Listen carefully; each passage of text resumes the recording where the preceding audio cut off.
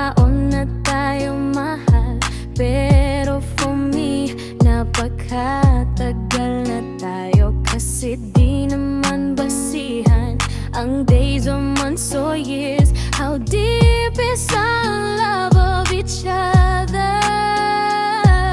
Salamat mahal, kasi nakilala kita. Kaya ito sobrang saya ko, kasi merong ikaw na nagmamahal sa'kin ng sobra, sobra.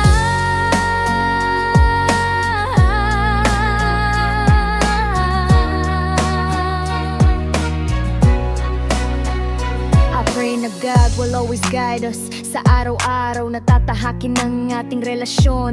I love you, mahal, and happy Valentine's Day. Salamat mahal,